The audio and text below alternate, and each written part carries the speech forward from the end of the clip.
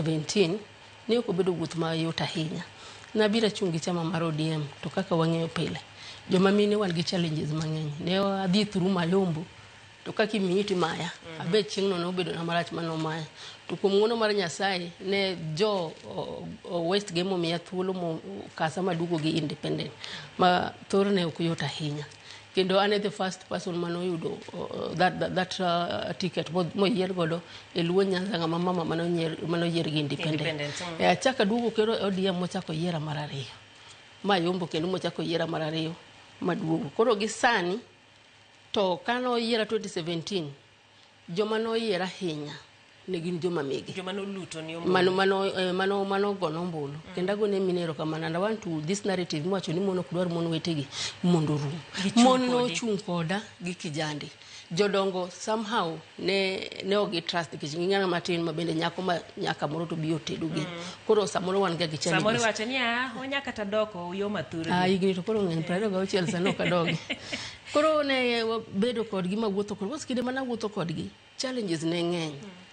Gik moko kiwuoyo mostly joma ne an go ne joma migi.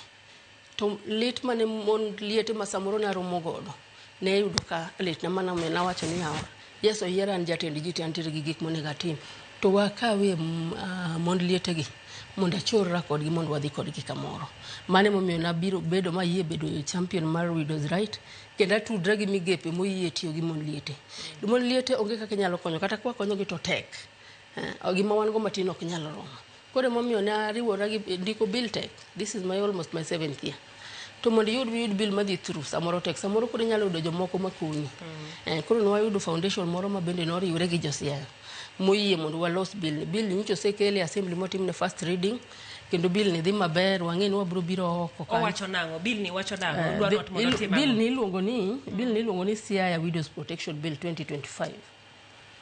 Mokwongo en gi gimiluongo ni establishment of the committees and funds. Waloso committee from the ward level mo identify godo minegi to kanyo. And kata kapo ni chieng' moro gimoro konyore mobiro maber wabodo kaka gini koro biro to the grassroots.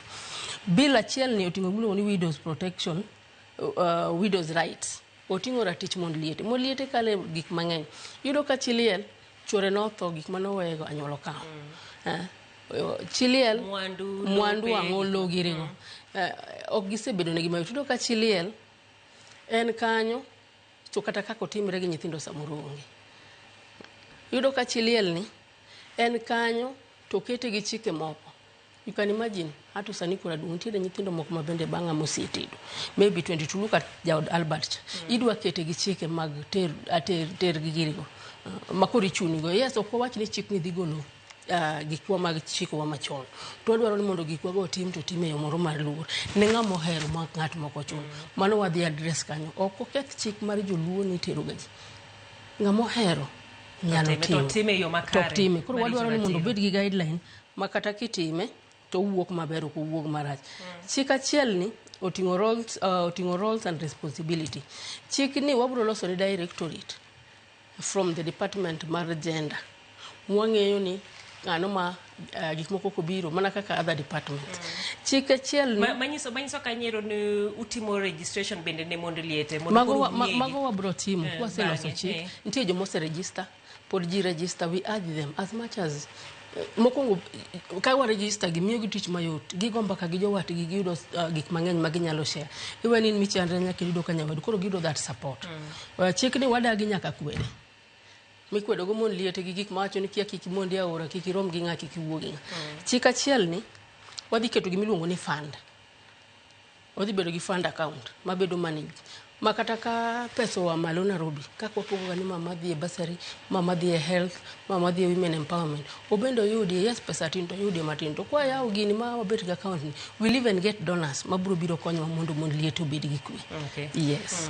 Chika otingo gik maber. Otingo gik ok ging'eny but just odhi keto no nyaka gik mantiere monego abu brief mana mantiere. Gimiluongo ni data management and awareness. Right now